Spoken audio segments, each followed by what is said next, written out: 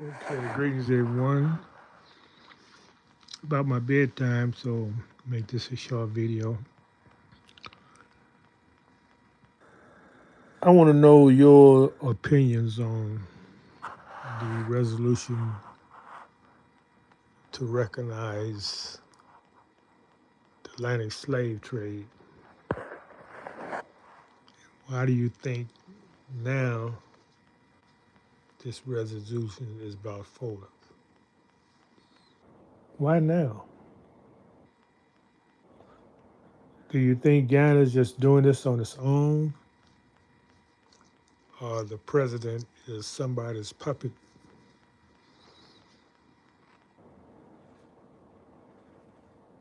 I think he's acting under being a puppet.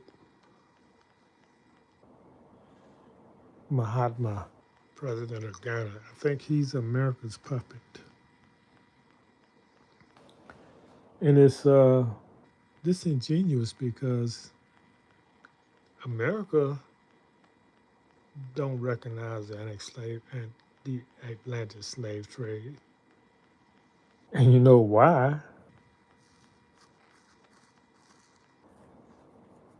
They're partners in crime with Israel and Argentina. They are slave states or apartheid states, whichever you want to call them. That's right, I said it. The three who refuse to recognize, just absolutely no, without any reservations, are slave states, or, or apartheid states, meaning that is a strong separation of the races. And in America's case, most people think slavery has been abolished. But they don't read the 14th Amendment, where it says that, no, 13th Amendment, where it says, in essence, that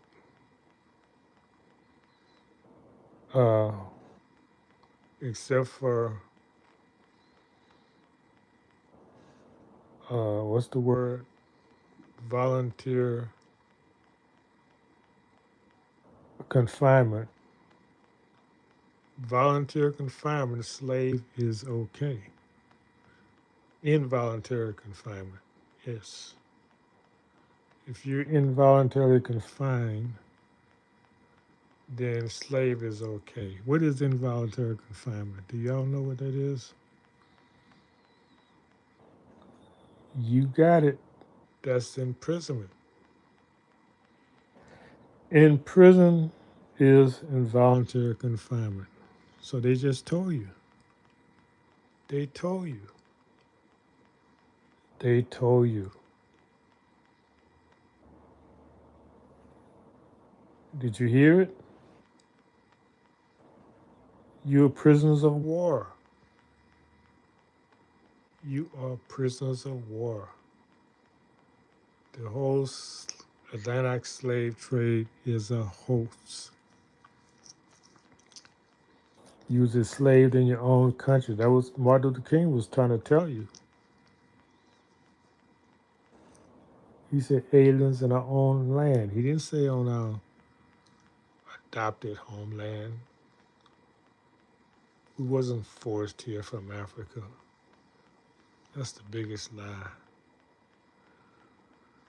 So why this Atlantic slave trade giving volume? You're going to export 12 million people from a place that don't even have ships. They don't have ships. They just have boats. Wood boats at that. To travel that Atlantic Ocean, not the Pacific, The Pacific means it's calm. It's a calm ocean. The Atlantic means it is not calm. Waters are not calm.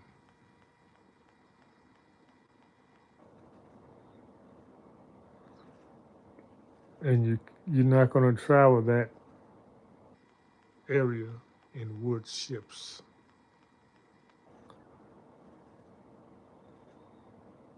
And the slavery was expanded in the 90s under President Clinton because what he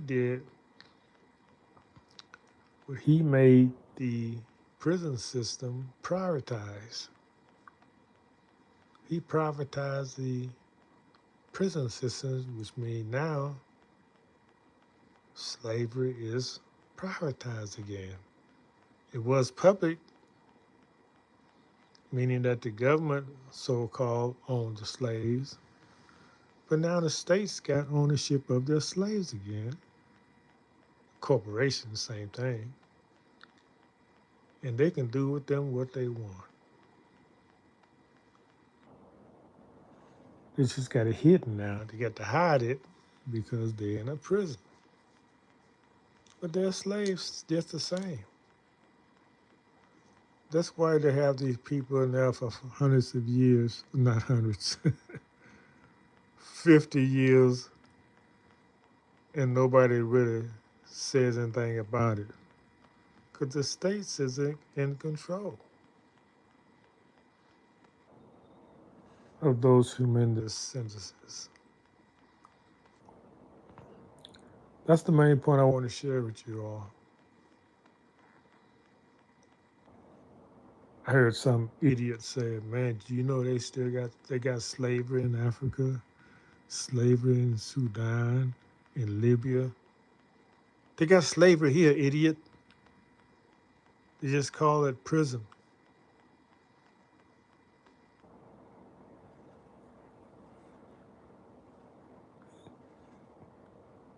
It's hard to see somebody that don't know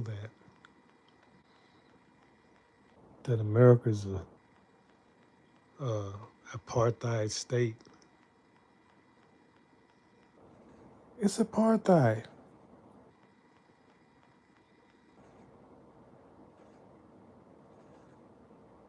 Look at the disproportionate in the standard of living. All of our neighborhoods and communities was destroyed. Red Summers, 1919 and 1920, and systematically making sure we do not get the opportunity to rebuild our communities. That's what the civil rights are all about. The way we can get you to not rebuild your communities is force you to integrate with us. Therefore, we can keep you down, keep you at the bottom, because you're in our communities now. We control these communities, we control whatever you do, and you're not going to never get above us. That's what the civil rights movement is all about. These colored people, meaning they was white people who brought the civil rights movement. That's what colored mean. Look at them. Look at them. They were all mixed. They may have a Oreo thrown in a bunch. Du Bois, he strongly identified with his oppressor, even though he talked black. Tell you he hated black. Look how he talked about not Frederick Douglass, Marcus Garvey. He called Marcus Garvey a baboon. This mixed race, pale skin, Negro, colored man called a original man, dark skinned, with kingly hair, he called him a baboon. That's the same thing a white person would call you, a baboon. So you see, he hated himself. He hated the part of himself that was not pale skin. He's the head of the first NAACP. He was instrumental in bringing it about, one of the forefathers of it. And white people, yeah, with a white man, Walter Warp. Do the research. Don't let me do your research for you. Okay, I'm getting a little tired.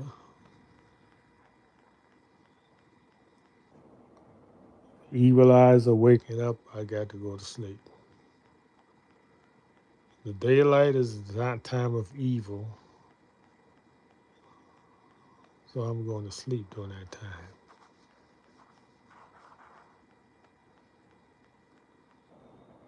Remember,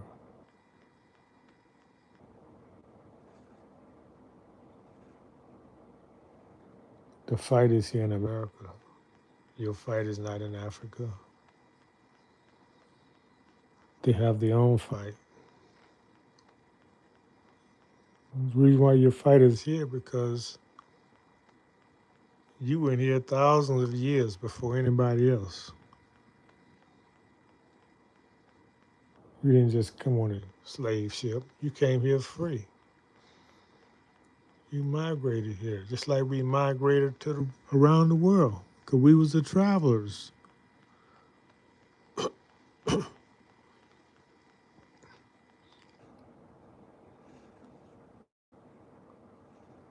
Because we lived around the world. We didn't just come from Africa. You find all your indigenous people around the world with dark skin with kingly hair. If you go back far enough, and nobody goes there and tell them you from Africa. No, they won't dare. All right, that's been my time. Thank y'all for stopping by. And remember, nobody can tell you who you are but you. If you still calling yourself black, Negro, colored, you don't know who you are. That is not an identity. That is a status. And if you haven't known that by now, I would catch up. Do some research.